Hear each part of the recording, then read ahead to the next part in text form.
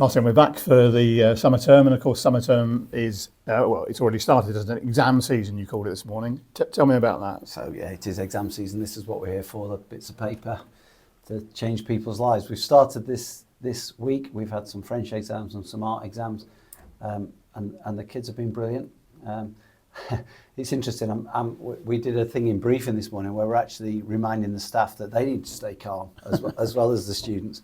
But they've started really well. We kind of thought or even maybe knew they would with the two cohorts we've got on 11 and 13. So a really good start, but a really kind of hectic 5-6 weeks coming up. And it is the business end, if you like. There was something in the news this week about the Nuffield Foundation released a report saying that they're expecting nationally, we'll talk about ourselves in a minute, but nationally they're expecting exam results to be the worst they have been for years and years and years because of COVID, because of the interruption that these kids have had in their progress. I read that. I read the report and thought there were some interesting headlines, and I think there's some truth in what they're saying, but I think, I hope we're not being overconfident, but we think our 11s and 13s might produce the best sets of results we've ever had here. So cautiously optimistic as ever. But there's some really serious stuff in that report as well. I think it's good. I'm pleased to see somebody highlighting the effects that COVID have had. There's no doubt in all the years I've been doing it, I think the behaviour, particularly of some of the younger students in the community, on the way to and from school and even in school, is as challenging as I've ever faced. So is COVID a factor in that? I think it might be. I think we had a couple of years where all your normal kind of social constraints disappeared, and I do think we're still feeling the effects of that. You know, all I can kind of reassure you with is as the staff just gets better and better, we've got experts dealing with these youngsters. But I have got a small minority lower down the school, years 7 and 8, who, if they're going to stay with us, their behaviour's got to improve.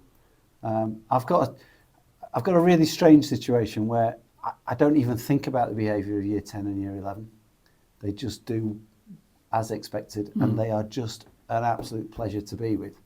And even they're raising eyebrows with me and kind of saying, what's happening lower down? It's only a small minority of students, but we do need to deal with it.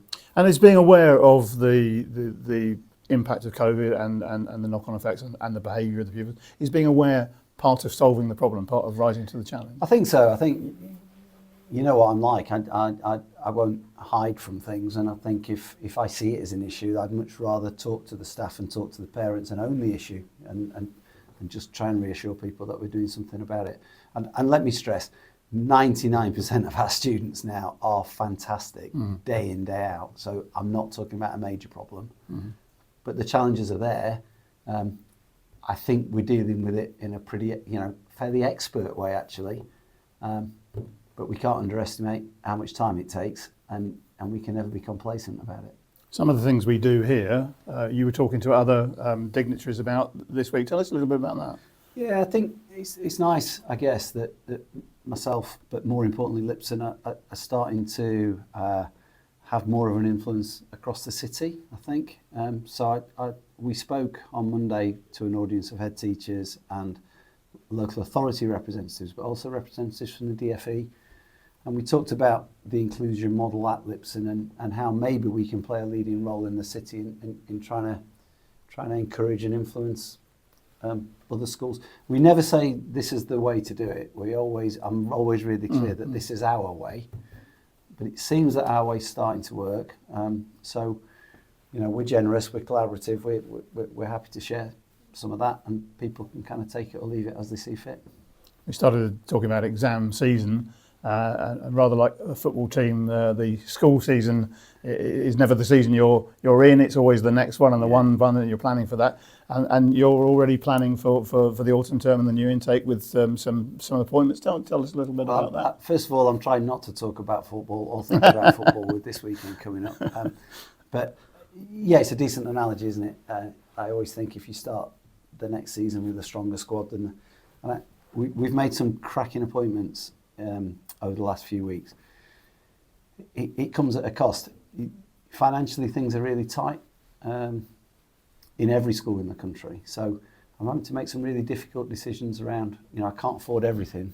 So in order to afford this, then some things are having to go.